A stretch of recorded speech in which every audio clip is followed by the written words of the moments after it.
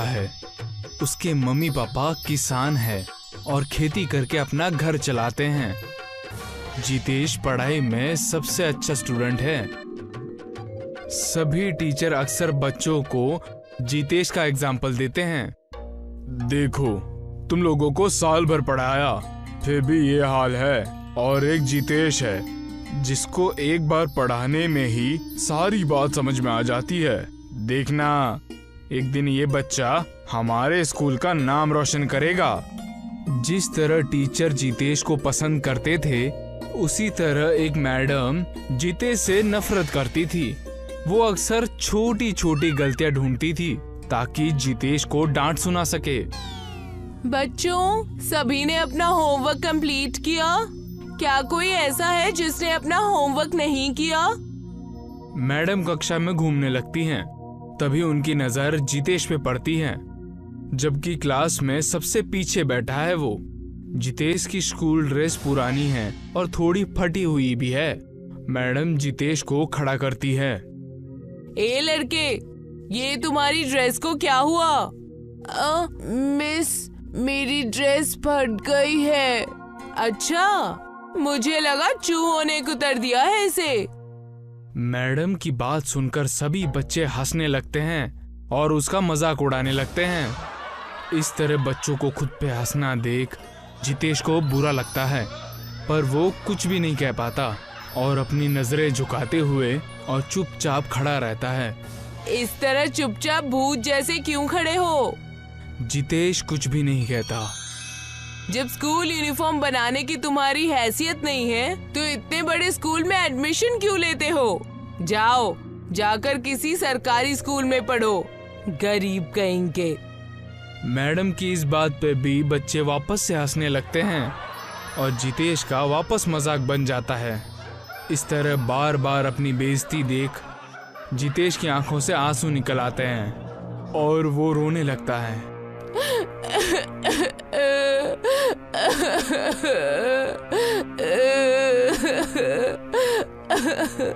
उसकी आंखों से लगातार आंसू बहते हैं और वो टपक कर उसकी नोटबुक पे गिरने लगते हैं, जिससे नोटबुक पर लिखे पेन की स्याही इधर उधर फैल जाती हैं और सारा का सारा होमवर्क खराब हो जाता है। तभी मैडम उसे आगे बुलाती हैं।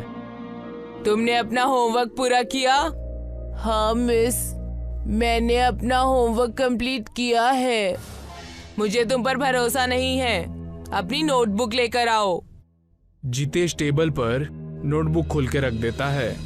जैसे ही मैडम की नजर नोटबुक पर पड़ती है, वो जोर से चिल्लाती हैं। ये क्या घटिया मजाक है? ये तो पूरे नोटबुक पर स्याही फैली हुई है। जितेश देखता है उसका होमवर्क उसके टपके हुए आंसुओं से पूरा खराब हो गया है। मिस, मैंने होमवर्क किया था, पर पानी गिरने की वजह से ये खराब हो गई। मैडम उनकी कोई भी बात नहीं सुनती और उसे डांटने लगती हैं। एक तो झूठ बोलते हो, ऊपर से जबान चलाते हो। निकलो मेरी क्लास से बाहर। तुम जैसे गरीब लोगों के लिए ये स्कूल बना ही नहीं है। तुम्हारे जूते कहाँ हैं? तुम्हारे जूते कहाँ हैं? कल से बिना जूतों के स्कूल मत आना। इस तरह सभी बच्चों के सामने डांट कर क्लास से बाहर निकाल देती हैं। इस तरह अक्सर कोई ना कोई बहाना बनाकर मैडम जितेश को क्लास के बाहर कर देती हैं। कुछ देर क्लास के बाहर रहने के बाद बेल बजती है और स्कूल की छुट्टी हो जाती है और जाते हुए रास्ते में पड़ने वाली नदी में गंदे किए हुए कागज फेंकते हैं। आज फिर नदी को गंदा कर दिया। पता नहीं ये लोग ऐसा क्यों करते हैं। जितेश नदी में पड़ा हुआ कचरा उठाता है और उसे कूड़ेदान में फेंकता है। जितेश को ऐसा करते देख जल देवता मुस्कुराते हैं। जितेश घर आता है और बहुत परेशान है। मेरे पास जूते नहीं हैं। अगर कल जूते पहन कर नहीं गया तो टीचर मुझे स्कूल में नहीं जाने देगी। क्या करूं? भगवान जी, मेरी मदद कीजिए। जितेश बहुत सोचता है और उसके दिमाग में एक ख्याल आता है और वो सामने पड़ा हुआ एक सफेद कागज उठाता है और उससे एक जूता बनाता है। और जितेश उस जूते को अपने पाँव में पहनता है। अरे वाह, ये तो बिल्कुल फिट बैठ रहा है। अब कल से यही जूते पहन कर जाऊंगा। अब जितेश के पास एक जोड़ी जूते तैयार हैं। चलो अब इन जूतों को काले रंग से पेंट करेंगे और ये हो गए मेरी यूनिफॉर्म के शूज तैयार। जितेश दोनों जूतों को काला पेंट करता है, जिससे दोनों जूते बिल्कुल यूनिफॉर्म के रंग में हो जाते हैं। अगले दिन जितेश अपने स्कूल में ये कागज के जूते पहनकर जाता है। जैसे ही उस पर मैडम की नजर पड़ती है, वो उसे आवाज देती हैं। है लड़के, तुम?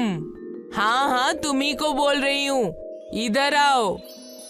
मैडम देखती हैं कि जितेश ने आज जूते पहने हुए हैं। अच्छा किया जो जूते पहन कर आए हो, वरना आज तुम्हें स्कूल में दाखिल नहीं होने देती। चलो अपनी क्लास में जाओ। जितेश चुपचाप अपने क्लास में चला जाता है।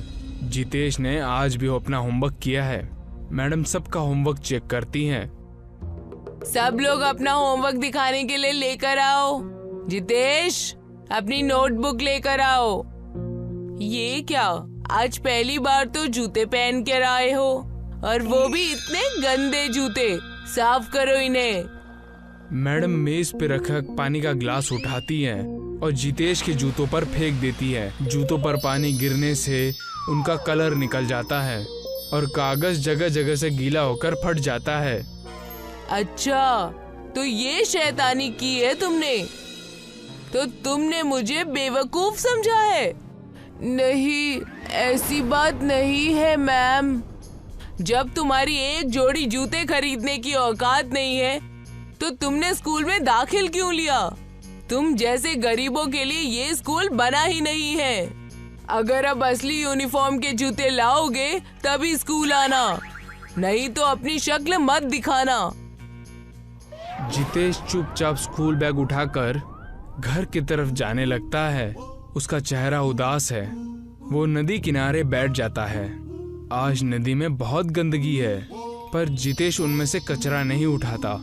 ये देखकर जल देवता प्रकट होते हैं और उससे पूछते हैं, क्या हुआ बेटा, इतने उदास क्यों हो? मेरे पास शूज नहीं है, इस वजह से मुझे स्कूल से निकाल दिया है।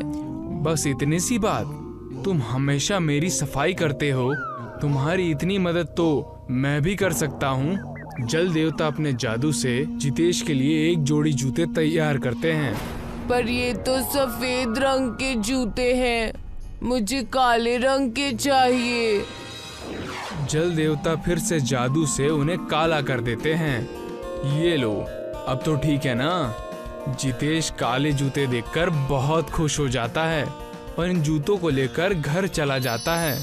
जब जितेश इन काले जूतों को पहनकर स्कूल आता है तो मैडम उसे गेट पर रोक देती हैं। आज फिर से तो कागज के जूते पहनकर नहीं आ गए ना? नहीं मिस, ये तो यूनिफॉर्म शूज है। मैडम मन में सोचती हैं, लगता है ये मुझे बेवकूफ समझ रहा है। आज प्रार्थना सभा में सबके सामने इसकी बेइज्जती करूंगी। सभी बच्चे इकट्ठा होते हैं। मैडम जितेश को आगे बुलाती हैं। ये देखो, ये हमारी क्लास का होशियार लड़का है जो कागज के जूते पहनकर और उन्हें कलर करके स्कूल आता है। इतना कहकर मैडम जितेश के जूतों पर पानी फेंकती हैं। देखना, इसके जूते कैसे काले से सफेद हो जाते हैं। पर जितेश के जूतों का कलर नहीं उतरता। तभी मैडम फिर से जितेश के जूतों पर पानी फेंकती है, पर वो जूते ना ही फटते हैं ना ही उनका कलर उतरता है। उल्टा जल देवता के जादू से मैडम के चेहरे का रंग काला पड़ जाता है। मैडम को जब ये बात पता चलती है कि उनका चेहरा काला पड़ गया है, तो वो स्कूल छोड़कर भाग जाती हैं और कभी वापस लौट कर नहीं आती हैं। अब जितेश अपने जादुई जूतों को पहनकर स्कूल